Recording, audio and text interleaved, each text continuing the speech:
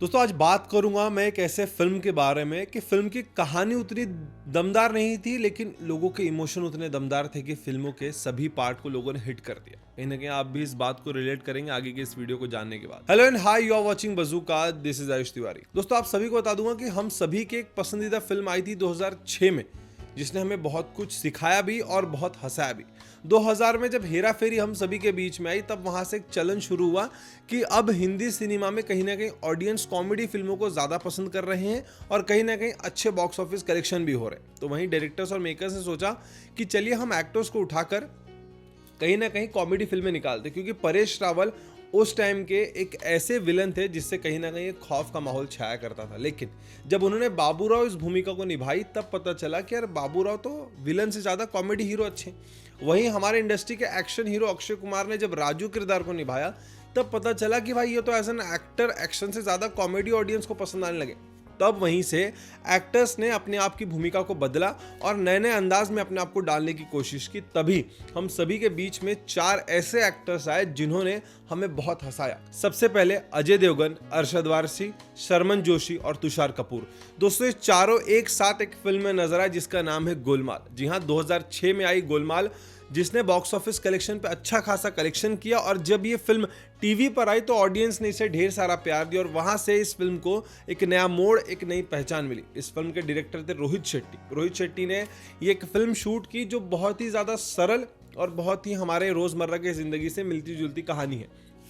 वहीं तुषार कपूर एक ऐसा किरदार था जिसको बॉलीवुड के एक्टर्स ने अब तक 4-5 लोगों ने रिजेक्ट कर चुका था इस कैरेक्टर को लेकर, क्योंकि ये कैरेक्टर एक तरीके से म्यूट था, माइम था। मतलब कहीं ना कहीं इस कैरेक्टर के डायलॉग नहीं थे, ये सिर्फ अपने एक्शन से वहां पर अपना इंप्रेशन बनाएगा और लोगों को हंसाएगा। वहीं कई एक्टर्स ने कहा कि जब सामने अजय देवगन, अरशद वारसी और शर्मन जोशी है, अब ये 3 बड़े कैरेक्टर्स यहाँ पर हैं और वहीं पर एक ऐसा कैरेक्टर जिसका कोई डायलॉग नहीं है, तो इस कैरेक्टर में दम नहीं है।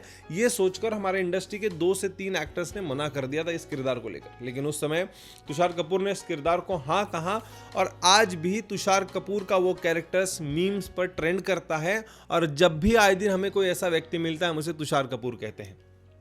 जी हाँ, एक नया किरदार हम सभी के बीच में आया था 2006 में गोलमाल को लेकर, और उस समय गोलमाल मात्र 15 करोड़ में बनाई गई थी और उस फिल्म ने 51 करोड़ की कमाई की थी। उस टाइम के लिए बॉक्स ऑफिस कलेक्शन का रिकॉर्ड काफी अच्छा खासा था और 51 करोड़ मतलब कहीं ना कहीं फिल्म हिट साबित हुई और लोगों ने ढेर सारा प्यार दिया। वहीं रोहित शेट्टी ने सोचा कि चलो इस फिल्म को मैं आगे बढ़ाता हूं और इसके पार्ट्स अलग अलग अंदाज में लेकर आता हूं। 2 साल बाद गोलमाल रिटर्न हम सभी के बीच में आई। अब लोगों ने गोलमाल को इतना प्यार दिया और वहीं 2 साल बाद जब इसका दूसरा हिस्सा हम सभी के बीच में आ जाए तो ऑडियंस भैया क्यों ना जाए।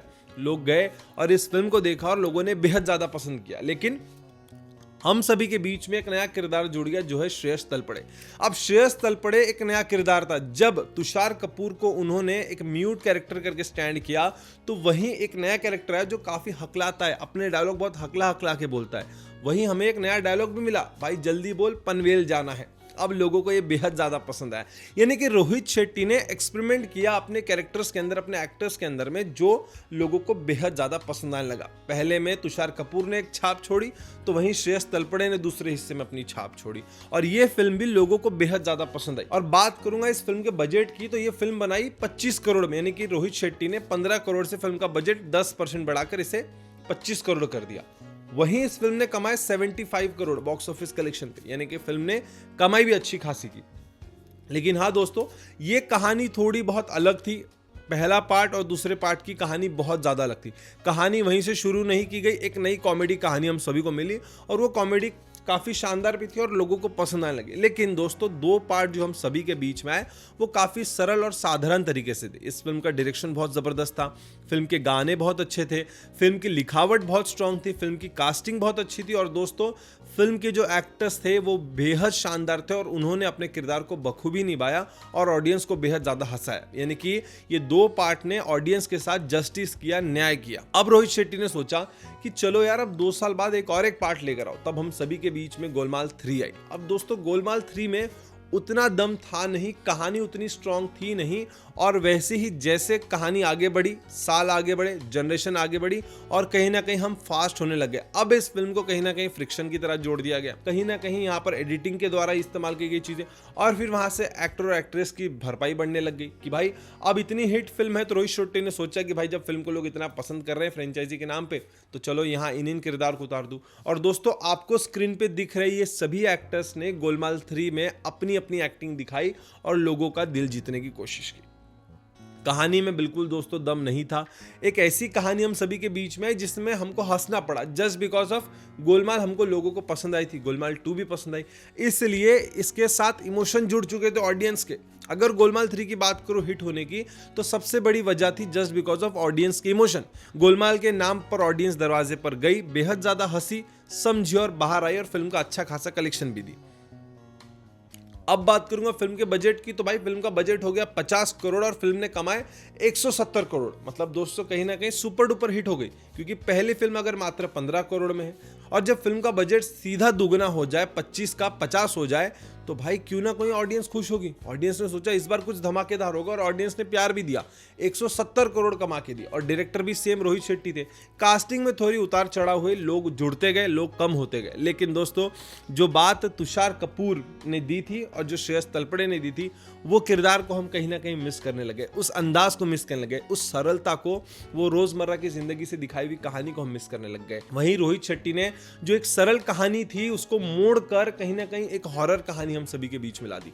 एक हॉरर कॉमेडी का एक नया अंदाज, एक नया रूप देने की कोशिश की, जो लोगों को शायद कहीं ना कहीं पसंद नहीं आया। मात्र इमोशन के कारण इस फिल्म को लोगों ने देखा और 170 करोड़ की कमाई करके दी। मतलब गोलमाल के उस इमोशन को गिरने नहीं दिया और अच्छी खासी कमाई करके दी, लेकिन कहानी में दम बिल्कुल नहीं था।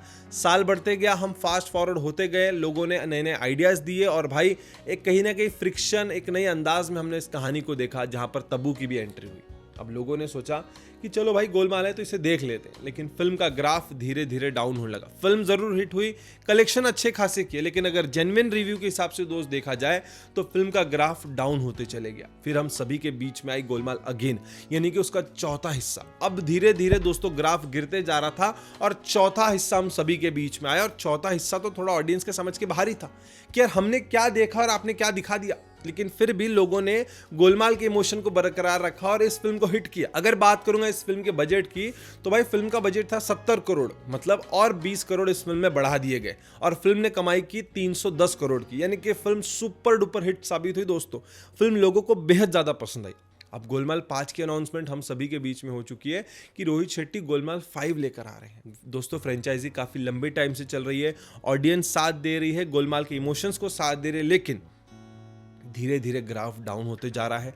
फिल्म में भरपूर एक्टर एक्ट्रेस को डाल दिया गया, फिल्म का ग्राफ डाउन होते जा रहा है, इमोशन के कारण कमाई होती जा रही है। रोहित शेट्टी पार्ट पे पार्ट धड़ाधड़ देते जा रहे हैं, अपनी जेब गर्म करते जा रहे हैं, ये सरल बात है। अब देखना ही होगा क्या 5वीं जो हम सभी के बीच में इसकी पार्ट आएगा, क्या वो हिंदी सिनेमा को एक नया आंकड़ा दे पाएगा, क्या हम सभी के बीच में एक नया गाना ला पाएगा, क्या हम सभी के बीच में एक नई फ्रेश स्टोरी लेकर आएगा, या फिर वही घिसी पिटी कहानी, वही हॉरर कॉमेडी, वही ऐसे एक्टर्स को कास्ट करना जो अच्छी फिल्मों में आते हैं, अच्छी कमाई करके देते हैं। अब सरलता बदल चुकी है टेक्नोलॉजी की तरफ और कहीं ना कहीं ऑडियंस को मिर्च मसाले की जगह एक नए तरीके से चूतियापा करके बनाया जा रहा है, ऐसा साफ साफ नजर आ रहा है। अब देखना ही होगा कि रोहित शेट्टी अपने इस नए अंदाज में क्या कुछ नया लेकर आएंगे और शायद गोलमाल 5 का ग्राफ ऊपर जाएगा ना कि नीचे आते हुए। अगर फिल्म कमाई कर रही है गोलमाल, तो सिर्फ उसकी एक वजह है, वो है लोगों के इमोशंस, लोगों की भावना, जो लोगों को मजबूर करती है कि वो जाएं और थिएटर में गोलमाल को देखें और ढूंढे वो मसाला,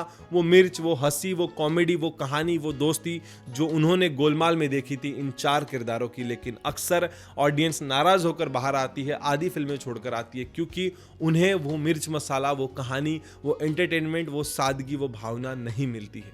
लेट्स सी कि गोलमाल 5 में क्या नया हाल होगा, कौन से नए एक्टर्स की एंट्री होगी, बट फिर भी गोलमाल है, लोगों के इमोशंस है, लोगों का प्यार है और रोहित शेट्टी इंडस्ट्री के एक दिग्गज डायरेक्टरों में से एक है, तो उनके कारण फिल्में चल जाती है। लेकिन हाँ, ऑडियंस के इमोशंस के साथ मजाक ना होगा इस बार, तो बेहद अच्छा होगा।